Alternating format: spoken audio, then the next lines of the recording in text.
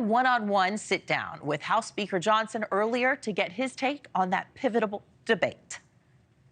And we've been traveling around the country for the last several months. It's interesting, the Democrats are in panic today, but the American people have been in panic mode for the entirety of the Biden administration. They've made a mess of every metric of public policy.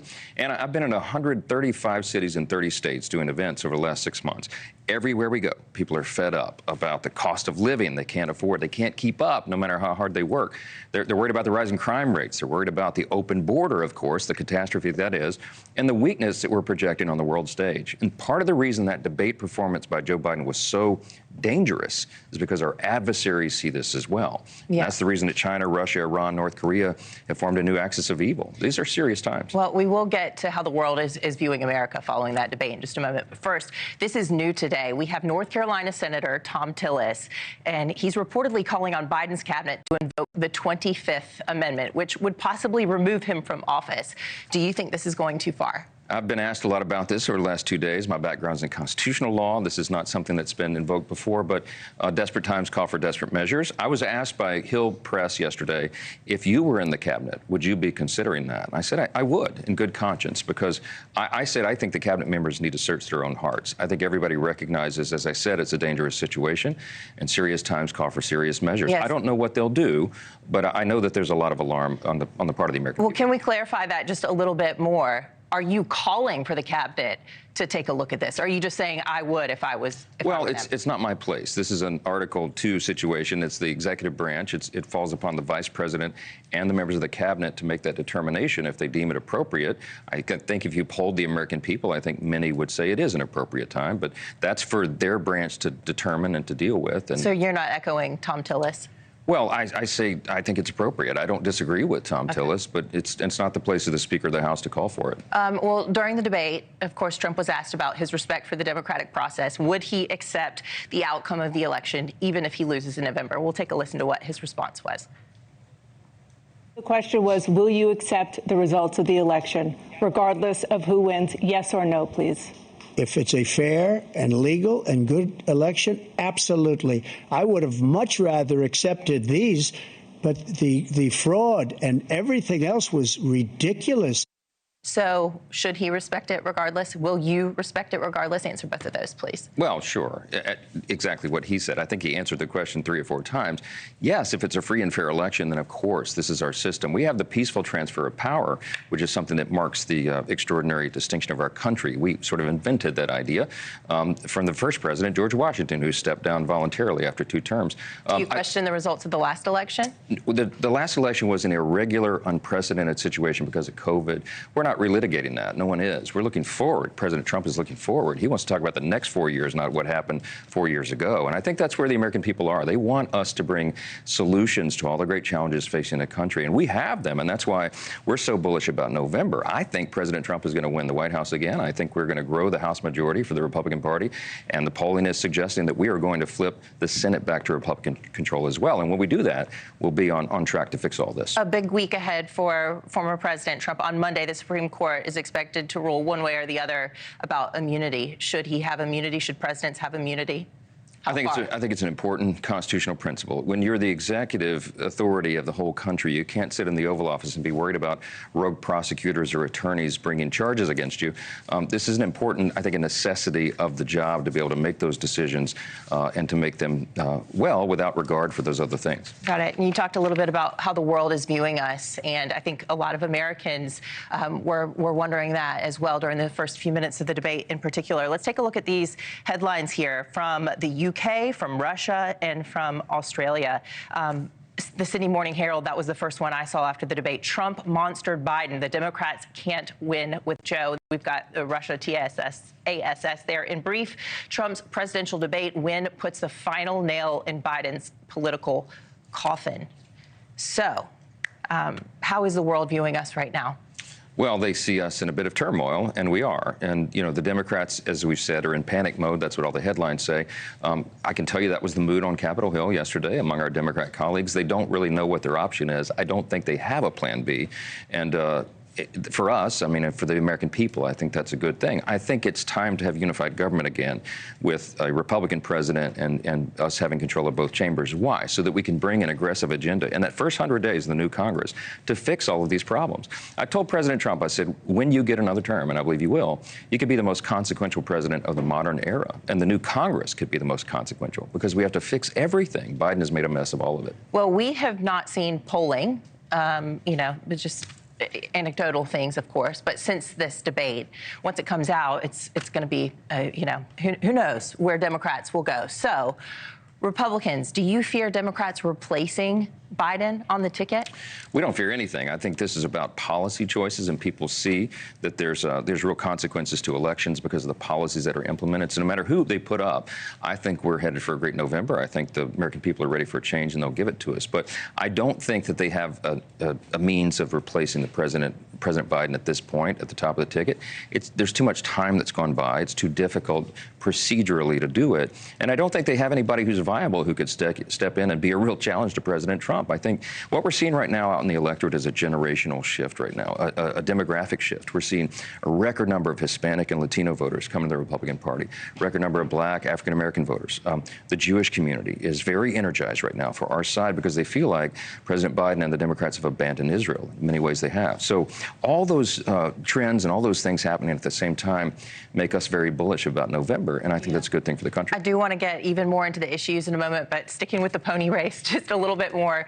The names that are circulating, it seems like a lot of the political animals would love to see Michelle Obama. She said she doesn't want to do it, but we've got Kamala Harris, Gavin Newsom, Tim Walz, Wes Moore. I want to get your thoughts.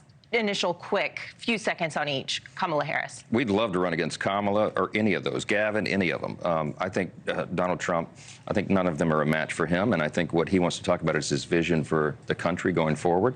And people are anxious for that message. I mean, look at his rallies. He has hundreds of thousands of people turning out in blue states. He had that one in New Jersey several weeks ago.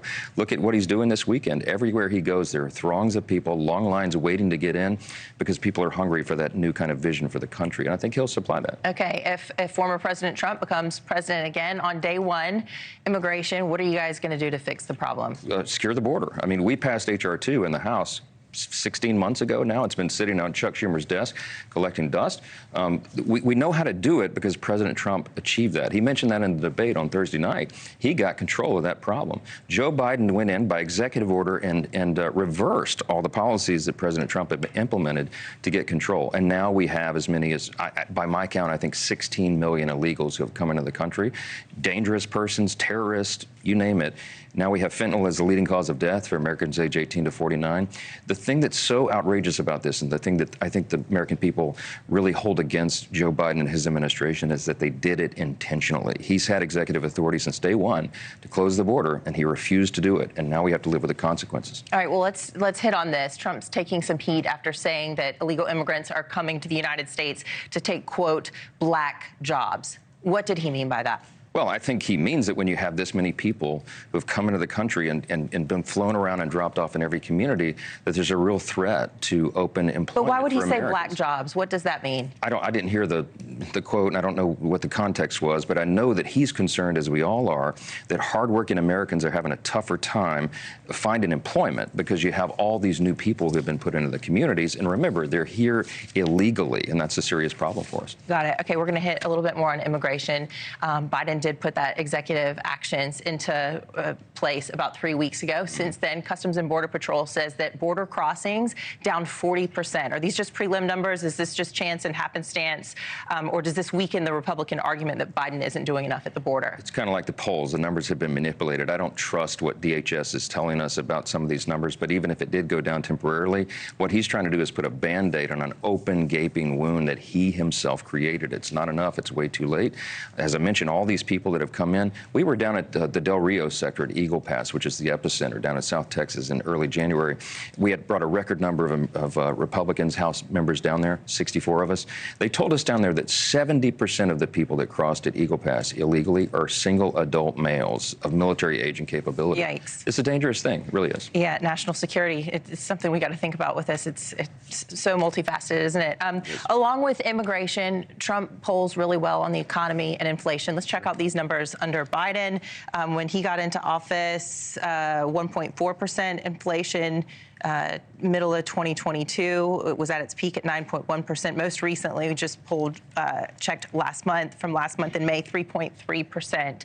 What will you be doing to, 3.3%, excuse me.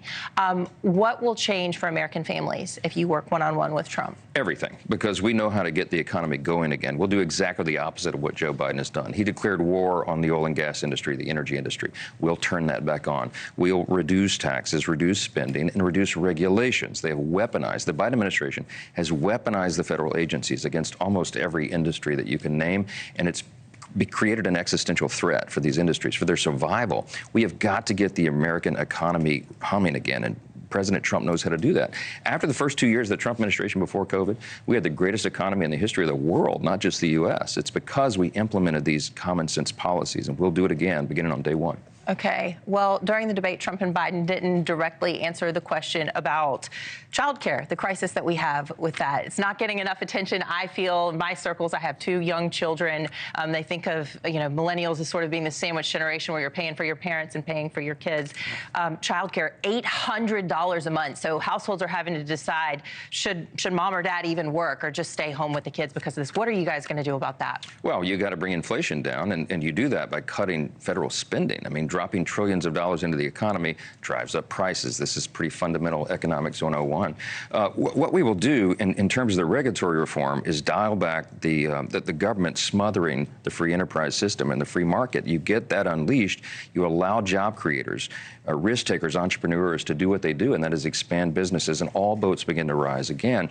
We also are going to make sure that we don't have the largest tax increase in American history, because that's what will happen in 2025 when the Tax Cuts and Jobs Act under the Trump era expires. So Congress has a lot of hard work to do. We know how to do it. We're ready to roll up our sleeves. We're putting that playbook together right now, and we're ready to implement that. How important is demeanor, acting like a statesman, acting presidential? That is one compliment people say about you all the time. I was telling people I was going to get to be interviewing you and having you sit down, and so many people mentioned just your demeanor. How important is that for somebody in your position, but also for President of the United States? I grew up in the 80s. I think of myself still as a Reagan Republican. He was a winsome warrior, He believed in the greatness of America. He talked about us being a shining city on a hill.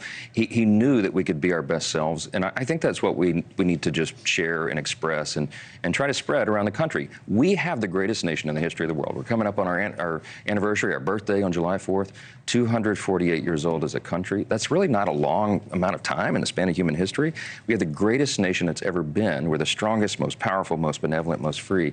But there's no guarantee that we can keep it unless we remember those foundational principles. And one of the things that we can be happy about is that we are that exceptional country. We got to hold fast to that, and I think we got a chance to do it. One word that's often used about the former President Trump is brash. Do you think that he acts presidential? Has he changed the way we use the word presidential? A lot of people are talking about his performance in that debate. I think on every metric of performance, well, Thursday the mics were muted, to be fair. But you're right. He did show incredible restraint compared to what he's done in the past. I thought his demeanor was great. I thought he was right on the issues, right on his stamina, his mental acuity. There are things that people are looking for. This election is not about personalities. It's about policies. The thing about these 2 candidates for president is they've both been president before. So you can ignore the rhetoric, ignore the talking points. Look what they did for you and your family. I think that's what people are going to evaluate. And I think that's why we're going to have a great November for the Republican Party. You've been on the road a lot. At the top, you mentioned how many cities and how many days did you say? Over 135 cities and 30 states. They keep track of this. Yeah. Yes. What are the American voters telling you are their biggest challenges? They need relief. I mean, they're really having a hard time. People who are hardworking families, you mentioned the crisis about childcare costs, the dual income families are just struggling. They're working hard. They're trying to do their best. They're cutting costs. They're tightening their belts, and it's still not enough. People are having to put groceries on their credit card every month, and it's not a sustainable trajectory. So they're anxious for a change, and we need a different ideology, a different philosophy, a different set of policies from the White House to Congress all the way down. I think we're going to be able to do that. This presidential election could come down to the wire, could come down to the middle, swing voters. NewsNation, we pride ourselves yourselves being news for all America, being down the middle. Why did you want to come on NewsNation Now? You guys did a great job. I really love the model here. This studio, if everybody could see this, they'd be duly impressed. The lighting makes us look fantastic. Oh, it makes you look fantastic. I must say. No, but it's great. Hats off to all the hard work that's being put in here. I think you're offering a great product out in the marketplace. And that's what people need. They need a straight news right now, and you're doing a great job with it. Thanks for watching. Go to joinnn.com to find NewsNation on your screen. And don't forget to click the red subscribe button below to get more of NewsNation's fact-driven, unbiased coverage.